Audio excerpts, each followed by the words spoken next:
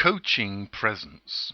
The ICF defines coaching presence as the ability to be fully conscious and create a spontaneous relationship with the student, employing a coaching style that is open, flexible, and confident. Presence is about being there for your students, really being there, not just your body in the room, but all of you, your mind, your emotions, and most importantly, your intuition. You can call yourself present when you're dancing in the moment, allowing what you are feeling to influence the coaching process in a light and energetic way, and yet not being knocked over in awe of what's going on. The coaching is a dance, and you're an active partner in it. What we're aiming for in presence is a childlike openness for whatever wants to be discovered, experimented with, changed. You will be exploring and uncovering things that only the student knows about themselves at a deeper level than in ordinary conversations. In order to develop your coaching presence, you probably need to be more outside your head than usual and more into your emotions than in an ordinary classroom situation. And you will be relying on your intuition to show you the way. Have you considered the balance between how you use your intellect, emotions, and intuition? You will know that you are present when the coaching has a number of lighter and humorous moments, not jokes that you recall and tell, but moments of recognition that come from seeing things in a new way. You and your student will both feel uplifted by the presence that you bring to the coaching, and it's your confidence in the coaching process that makes changes possible for your student.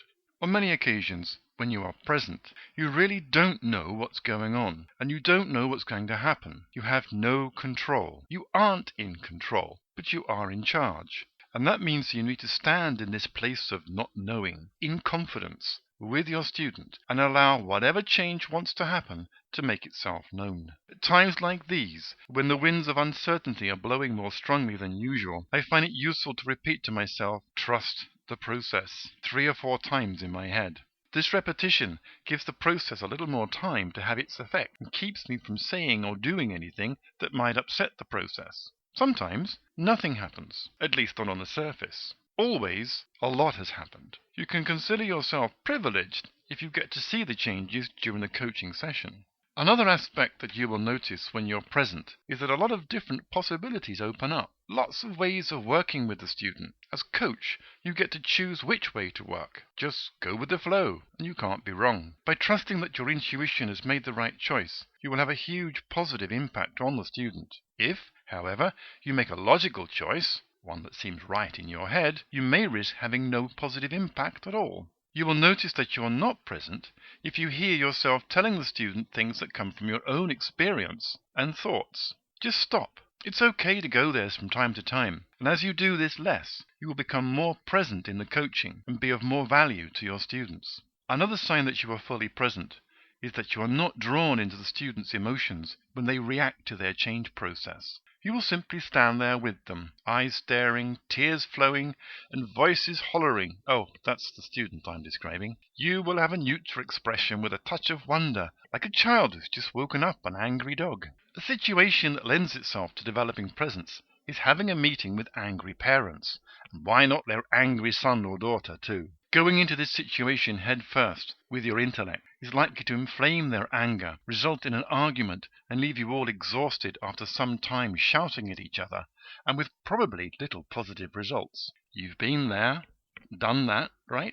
In order to get the greatest benefit for all concerned in such a situation, you can ask yourself to be more present. Include your emotions and intuition in the meeting, and that will automatically include their emotions and intuition in the meeting with you. By using open questions to uncover what's really going on, and confidently standing in the storm of uncertainties and fears that they've brought with them, you stand a greater chance of bringing their process into view and enabling them to deal more clearly with it. Repeating to yourself, trust the process, will help you keep balanced in intellect, emotion, and intuition, and will keep you away from responding too quickly. By being present, you will be able to access subtle clues in the spoken and non-spoken communication that will help you name what's going on. This might include taking a bit of a risk when you name something that's likely to be uncomfortable for the parents or students to hear. There are ways to phrase yourself that are both confident and respectful and avoid being accusative. We are focusing right now on being present rather than being polite. we will keep our focus on being spontaneous. When you are present, you will notice that you will find lots of ways of working together, so expect it, look for it, listen for it. If you consult your head at this time, you risk not being present. Here's a simple tool for developing your sense of presence over a period of weeks and months. At the end of a meeting, the day, the week, ask yourself, how present was I? How much humor was there? Were there many solutions popping up? Was I spontaneous? How much did I trust the process? You can score yourself from 1 to 5 and expect that the scores will go up over time. Like any muscle, presence responds well to repetition.